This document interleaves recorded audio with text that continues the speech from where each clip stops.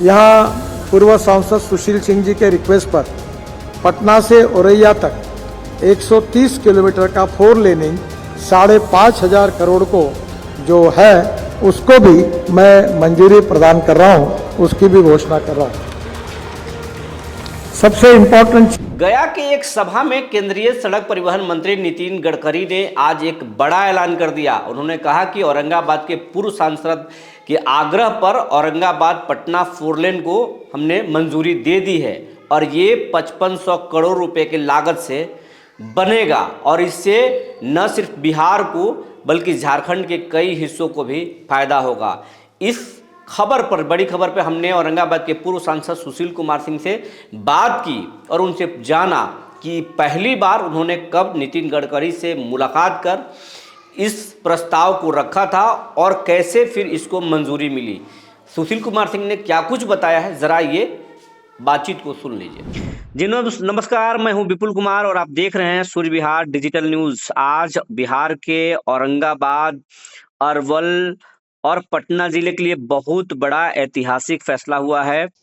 केंद्रीय सड़क परिवहन मंत्री नितिन गडकरी ने एक बड़ा घोषणा कर दिया है। 5500 करोड़ की लागत से औरंगाबाद पटना 4 लेन बनेगा और इसकी जो है घोषणा जो है नितिन गडकरी ने औरंगाबाद के पूर्व सांसद सुशील कुमार सिंह के आग्रह पर किया। उन्होंने सार्वजनिक मंच से इस बात की घोषणा की है। अब इस पूरे मसले पर हम औरंगाबाद के पूर्व सांसद और भाजपा के दिग्गज नेता सुशील कुमार सिंह से बात करेंगे और जानेंगे कि वो पिछले कई सालों से इस परियोजना के लिए लगे हुए थे। सुशील कुमार जी, हाँ हाँ, मेरे बताएं। कार्यक्रम में आपका बहुत बहुत स्वागत है। धन्यवाद। ये नितिन गडकरी जी जो है आज इतनी बड़ी गया के मन से ये बड़ा घोषणा किए हैं, तो इस हाँ हाँ, बड़े घोषणा के पीछे आप कितने दिनों से लगे हुए थे? देखिए, मैं पिछले कई सालों से औरंगाबाद पटना सड़क जो है NH 139 जी इसको 4 लेन कराने के लिए लगा हुआ था। जी मेरी ही मांग पर, मेरी ही अनुशंसा पर माननीय गडकरी जी ने इसके 4 लेनिंग करने का आदेश दिया था, जी जिसका उन्हीं के आदेश से सर्वे भी हुआ। जी अब इसका DPR बनने वाला है और उसके बाद आगे आज मुझे खुशी इस बात की है जी कि गया के मंच से जी अपने संबोधन के क्रम में जी उन्होंने इस बात की घोषणा की पब्लिकली जी कि मैं पटना, अरवल, दाऊदनगर, औरंगाबाद, हरिहरगंज जी NH 139 155 किलोमीटर लंबी सड़क को जी 5,500 करोड़ रुपए की लागत से 4 लेनिंग करने की जी घोषणा करता हूं जी और मैं इसकी स्वीकृति देने की घोषणा करता हूं। तो ये पटना जिला, अरवल और औरंगाबाद साथ साथ झारखंड के भी पलामू जिले के लिए जी एक बहुत बड़ी सौगात है जी भारत सरकार की तरफ से, जी सड़क मंत्रालय की तरफ से और विशेषकर गडकरी जी की तरफ से। हम मुझ सभी जी जिलों के वासी, जी दक्षिण बिहार के कई जिलों के वासी जी उनका इस बात के लिए जी बहुत हृदय से धन्यवाद करते हैं और उनके प्रति आभार प्रकट करते हैं जी कि हम लोगों की जो एक बड़ी समस्या है सड़क से संबंधित, जी औरंगाबाद से राजधानी पटना जाने में जो परेशानी होती है उसको जी दूर करने के लिए उन्होंने घोषणा की है। हम उनके प्रति ये आभारी कहा हैं। जाता है कि जब आप सांसद थे, लोकसभा में कई बार नितिन गडकरी जी से मुलाकात किए थे और इस बात को रखे थे। आपने रेल के क्षेत्र में भी कई ऐतिहासिक काम किए हैं, चाहे वो औरंगाबाद जी के जी रफीगंज हो, औरंगाबाद स्टेशन खुद हो, अनुग्रह नारायण, वहाँ कई ट्रेनों के स्टॉपेज आपने कराया है। जी जी जी। तो ये इस परियोजना के लिए आप सबसे पहली बार कब मन में विचार आया, क्यों मन में विचार आया था कि ये औरंगाबाद पटना 4 लेन होना चाहिए? देखिए, जब 2009 में मैं जी दूसरी बार सांसद बना औरंगाबाद से, जी तो मैंने इसकी कवायद शुरू की। जी लेकिन उस समय केंद्र में कांग्रेस पार्टी की सरकार थी, जी तो उस पार्टी ने कोई संज्ञान नहीं लिया, उस सरकार ने कोई ध्यान नहीं दिया, जी तो कुछ खास काम आगे नहीं बढ़ा। लेकिन 2014 में जी जब NDA की सरकार बनी, बीजेपी के नेता, सर्वोच्च नेता श्री नरेंद्र मोदी जी प्रधानमंत्री बने जी और माननीय गडकरी जी को सड़क जी मंत्रालय, जी तब मेरा प्रयास शुरू हुआ जी जो सफलता के एक एक कदम को आगे बढ़ता गया। जी जी और मेरे लिखित अनुशंसा के आधार पर जी बिहार सरकार के पथ निर्माण विभाग के तत्कालीन प्रधान सचिव ने जी मेरे पत्र का उल्लेख करते हुए भारत सरकार में प्रस्ताव भेजा कि इस सड़क का 4 लेनिंग होना चाहिए। जी और उसके बाद इसके लिए सर्वे के लिए निविदा निकली, सर्वे हो चुका है। जी तो मैं सांसद रहूं या ना रहूं, जी जनता को जो अच्छा लगा, जनता ने निर्णय लिया, जनादेश दिया, उसका मैं स्वागत करता हूं।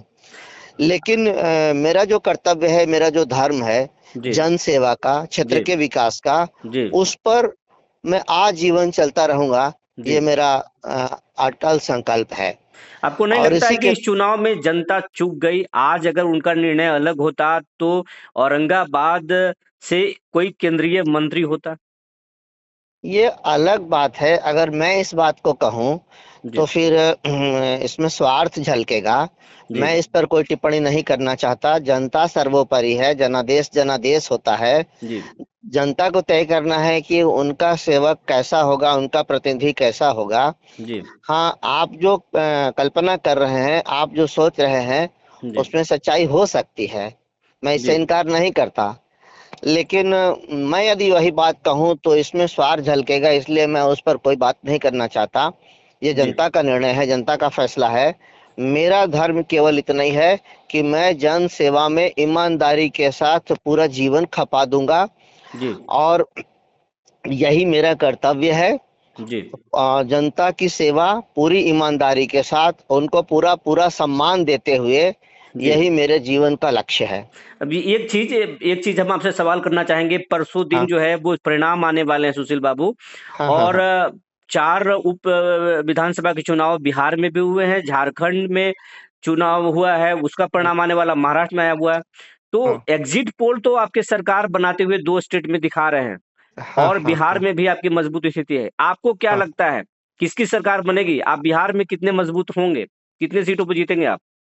देखिए, मैं भाजपा का कार्यकर्ता हूँ, इसलिए मैं कहूंगा तो लोगों को लगेगा कि ये तो बीजेपी के वर्कर हैं, कार्यकर्ता हैं, इसलिए अपने पार्टी की प्रशंसा कर रहे हैं। लेकिन सच्चाई बता रहा हूँ कि यहाँ जो 4 जगह उपचुनाव हुआ है, हुँ, और मैं चारों जगह गया हूँ, जी, चारों के चारों सीटें एनडीए की झोली में आएगी। और इ साथ साथ मैं झारखंड के बोकारो विधानसभा का प्रभारी भी था। हुँ, वहां भी मैंने लगातार जी, चुनाव के काम को देखा है, और चुनाव में मैंने कैंपेन किया है। हुँ, तो और जो एग्जिट पोल भी आ रहा है, वह एग्जिट पोल तो अपनी जगह पे है। मैं व्यक्तिगत रूप से भी जो महसूस किया है, जी, आम लोगों से बात करके, मतदाताओं से बात करके, जी। तो मुझे पूरा विश्वास है कि झारखंड में भी एनडीए की सरकार बनेगी। कहा जा रहा है कि इमामगंज में तो आपने पूरी तरह से कैंप कर दिया, अपने आप को आपने झोंक दिया है, क्योंकि इमामगंज में मामला फँस रहा था, तो आपने पूरी तरह से अपने आप को झोंक दिया है। इमामगंज बच रहा है? इमामगंज बिल्कुल बच रहा है। और चूंकि इमामगंज मेरे लोकसभा का पार्ट है, औरंगाबाद संसदीय क्षेत्र में ही इमामगंज विधानसभा है। जी, और बहुत कम अंतर से मैं लोकसभा में उस विधानसभा से पिछड़ गया था। जी, जबकि पिछली बार 2019 में मैं उस विधानसभा से सबसे अधिक मतों से 30,000 मतों से आगे था। जी, जी, वहां की जनता को इस बात का, मैंने जब लोगों से बात की और क्षेत्र में भ्रमण किया, जी, तो इस बात का बड़ा अफसोस है। और लोगों का यही कहना था कि एक चीज हम लोगों ने खो दिया, अब जी, दूसरा खोना नहीं चाहते। इसलिए लोगों को ये लगा जी। कि लोकसभा में जो हुआ उसकी भरपाई विधानसभा के चुनाव में करना है, और वहां हमारी सीट आराम से, बड़ी आसानी से निकलेगी। ये तमाम जानकारी देने के लिए सुशील बाबू आपको बहुत-बहुत धन्यवाद।